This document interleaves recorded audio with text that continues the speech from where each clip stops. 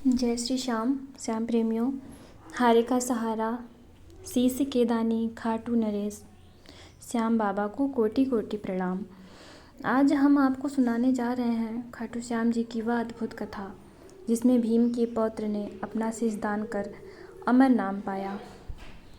क्या आप जानते हैं कि खाटू श्याम जी को हारे का सहारा क्यों कहा जाता है? भीम के पौत्र बर्बरीक ने ऐसा क्या किया कि श्री कृष्ण ने उन्हें कलयुग का देवता बना दिया? आज की इस कथा में जानिए खाटू श्याम जी का पूरा इतिहास। जय श्री श्याम। आज की कथा खाटू श्याम जी की एक ऐसी कथा जो श्रद्धा, त्याग और भक्ति का उदाहरण है। वीडियो पसंद आए तो श्याम बाबा के नाम पर एक लाइक ज़रूर करिएगा और बोलिए जय श्री श्याम, हारे की सहारा। तो ये कहानी है बर्बरीक की, जिसे खाटू श्याम का नाम मिला। ऋषि वेद व्यास द्वारा रचित स्कंद पुराण के अनुसार महाबली भीम एवं हिडिंबा के पुत्र वीर घटोत्कच के साथार्थ की प्रतियोगिता जीतने की पर इनका विवाह प्रत्याज्योतिषपुर, वर्तमान में आसाम जिसको बोलते हैं, कि राजा दैत्यराज सुर की पुत्री कामंटकटा से हुआ। कामंटकटका को मौरवी नाम से भी जाना जाता है। घटोत्कच व माता मौरवी को एक पुत्र रत्न की प्राप्ति हुई, जिसे बल बब्बर शेर की तरह होने के कारण इनका नाम बर्बरीक रखा गया।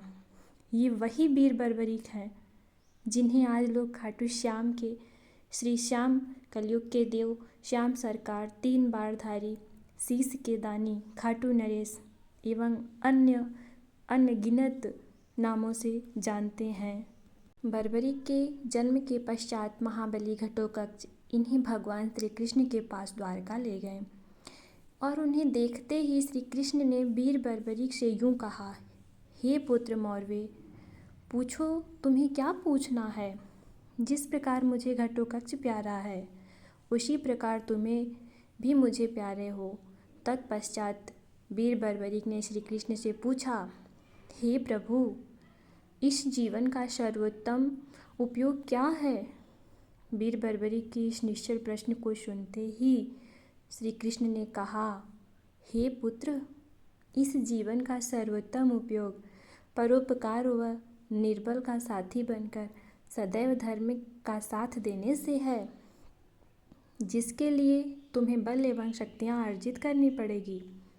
अतएव तुम महिसागर क्षेत्र में 14 देवियों की आराधना कर शक्तियाँ अर्जित करो। श्री कृष्ण के इस प्रकार कहने पर बालक वीर बर्बरीक ने भगवान को प्रणाम किया एवं श्री कृष्ण ने उनके सरल हृदय को देखकर वीर बर्बरीक को सुहृदय नाम से अलंकृत किया। तत्पश्चात वीर बर्बरीक ने समस्त अस्त्र शस्त्र विद्या ज्ञान हासिल कर महिसागर क्षेत्र में 3 वर्ष तक 14 देवियों की आराधना की। सच्ची निष्ठा एवं तप से प्रसन्न होकर 14 देवियों ने वीर बर्बरीक के सम्मुख प्रकट होकर 3 बाण, खड्ग, धनुष एवं कई शक्तियाँ प्रदान की, जिससे तीनों लोकों में विजय प्राप्त की जा सकती थी।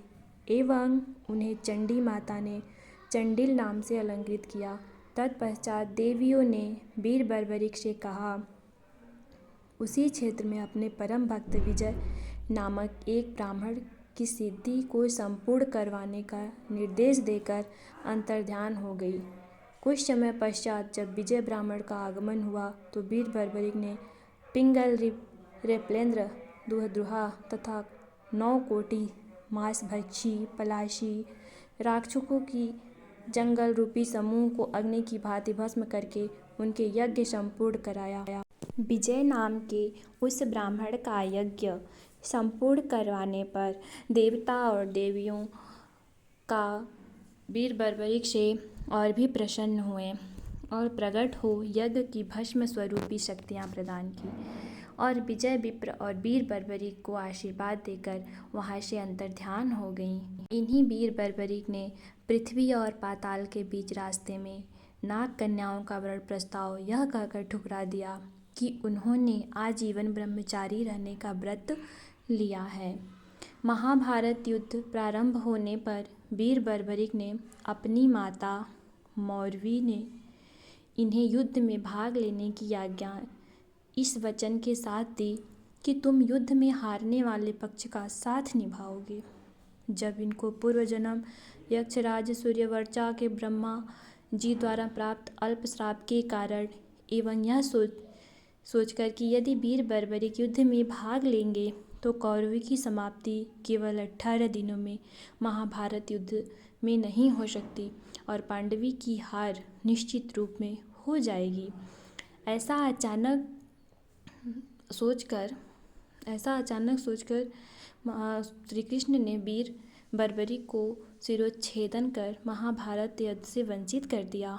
उनके ऐसा करते ही रणभूमि में शोक की लहर दौड़ गई एवं तत्क्षण रणभूमि में 14 देवियां प्रकट हो गईं एवं रणभूमि में प्रकट हुई 14 देवियों ने वीर बर्बरिक के पूर्व जन्म यक्षराज सूर्यवंश को ब्रह्मा जी द्वारा प्राप्त श्राप का रहस्योद्घाटन सभी उपस्थिति लोगों के समक्ष इस प्रकार किया। देवियों ने कहा, द्वापर युग के आरंभ होने से पूर्व मूढ़ दैत्य ने अत्याचारों से व्यथित हो पृथ्वी अपने गौरव स्वरूप में देव सभा में उपस्थित हो इस प्रकार बोली, हे देवगण, मैं सभी प्रकार का संताप सहन करने में समक्ष हूँ। पहाड़, नदी, नाले एवं समस्त मानव जाति का भार में सहर्ष सहन करती हुई अपनी दैनिक क्रियाओं का संचालन भली भांति करती रहती हूँ, पर मूढ़ दैत्य के अत्याचारों एवं उसके द्वारा किए जाने वाले अनाचारों से मैं दुखित हूँ। आप लोग इस दुराचारी से मेरी रक्षा करो, मैं आपकी शरण में आई हूँ। यह सुनकर ब्रह्मा जी ने करुण भाव उमड़ पड़े। वह बोले, वत्स, तूने अभिमानवश देवसभा का अपमान किया है, इसलिए मैं इस अभिशाप को वापस नहीं ले सकता हूँ। हाँ, इसमें संशोधन अवश्य कर सकता हूँ कि स्वयं भगवान श्री कृष्ण तुम्हारा शिरोच्छेदन अपने सुदर्शन चक्र से करेंगे। देवियों द्वारा तुम्हारे शीश का अभिषिंचन होगा। फलतः तुम्हें कलयुग के देवताओं के समान पूज्य बनने का वरदान पाने सौभाग्य श्री कृष्ण भगवान से प्राप्त होगा। तत्पश्चात भगवान श्री हरि ने इस प्रकार यक्षराज सूर्यवर्चा से कहा। उस समय देवताओं की सभा में हरि ने कहा, हे वीर, ठीक है, तुम्हारे शीश की पूजा होगी और तुम देव रूप में पूजित होकर प्रसिद्धि पाओगे। वहाँ उपस्थित सभी लोगों को इतना वृत्तांत सुनाकर देवी चंडिका ने पुनः कहा, अपने अभिशाप का वरदान में परिणित देख यक्षराज सूर्यवर्चा उस देव सभा से अदृश्य हो गए और कालांतर में इस पृथ्वी में महाबली भीम के पुत्र घटोत्कच एवं मौरवी के संसर्ग में से बर्बरिक के रूप में जन्म लिया। इसलिए आप सभी को इस बात पर कोई शोक नहीं करना चाहिए और इसमें श्री कृष्ण का कोई दोष नहीं है। ऐसा कहने के बाद चंडिका देवी ने उस भक्त श्री बर्बरिक के शीश को जल्दी से अमृत अभ्युक्ष छिड़क कर राहु के शीश की तरह अजर और अमर बना दिया और इन नवीन जागृत शीश ने उन सबको प्रणाम किया और कहा कि मैं युद्ध देखना चाहता हूँ, आप लोग इसकी स्वीकृति दीजिए। तथा पश्चात मेघ के समान गंभीर भाषी प्रभु श्री कृष्ण ने कहा, हे वत्स, जब तक यह पृथ्वी नक्षत्र सहित है और जब तक सूर्य चंद्रमा है तब तक तुम सब लोगों के लिए पूजनीय होगे। तुम सदैव देवियों के स्थानों में देवियों के समान विचरते रहोगे और अपने भक्तगणों के समुदाय में कुल देवियों की मर्यादा जैसी है वैसी ही बनाई रखोगे। तुम्हारे बाल रूपी भक्तों को जो बात पित्त कफ से विकट रोग होंगे उनको पूजा पाकर बड़ी सरलता से मिटा पाओगे। महाभारत युद्ध की समाप्ति पर महाबली ने भीमसेन को यह अभिमान हो गया कि यह महाभारत का युद्ध केवल उनके पराक्रम से जीता गया। तब श्री अर्जुन ने कहा, वीर बर्बरिक के शीश से पूछा जाए कि उसने इस युद्ध में किसका पराक्रम देखा। तब वीर बर्बरिक ने शीश ने महाबली श्री भीमसेन का मानमर्दन करते हुए उत्तर दिया कि यह युद्ध केवल भगवान श्री कृष्ण की नीति के कारण जीता गया है और इस युद्ध में केवल भगवान श्री कृष्ण का सुदर्शन चक्र चलता था, अन्यत्र कुछ भी नहीं था। और वीर बर्बरी के द्वारा ऐसा करते ही समस्त नवमंडल में उद्वासित हो उठा एवं उस देवस्वरूप शीश पर पुष्प की वर्षा होने लगी। देवताओं की दुदुम्बियाँ बज उठे।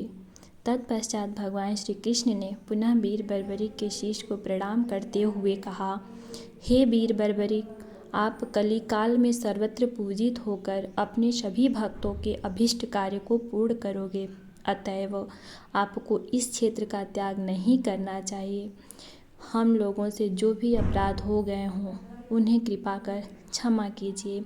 इतना सुनते ही पांडव सेना में हर्ष की लहर दौड़ गई। सैनिकों ने पवित्र तीर्थों के जल से शीश को पुनः सिंचित किया और अपनी विजय ध्वजाएं शीश के समीप फहराई। इस दिन सभी को महाभारत का विजय पूर्व धूमधाम से मनाया। वीर मौरवी नंदन श्री बर्बरी का चरित्र स्कंद पुराण के महाश्वर खंड के अंतर्गत द्वितीय उपखंड कौमारिक खंड में सुविस्तार पूर्वक दिया हुआ है। ऋषि वेद व्यास जी ने स्कंद पुराण में माहेश्वर खंड में द्वितीय उपखंड में कौरमी खंड के 66वें अध्याय 114वें एवं 131वें के श्लोक में उनकी स्तुति इस अलौकिक स्रोत में से भी की है। और खाटू श्याम जी का नेक्स्ट पार्ट देखने के लिए चैनल को सब्सक्राइब करें, क्योंकि इसका सेकंड पार्ट जल्द ही यूट्यूब पे अवेलेबल होगा और आप लोगों के समक्ष होगा। तो खाटू श्याम की कृपा प्राप्त करने के लिए आप लोग इस पावन कथा को ज़रूर सुनिए। खाटू श्याम सबकी बिगड़ी बनाते हैं, सबकी रक्षा करते हैं। तो जय श्री श्याम, जय श्री श्याम, जय श्री बालाजी।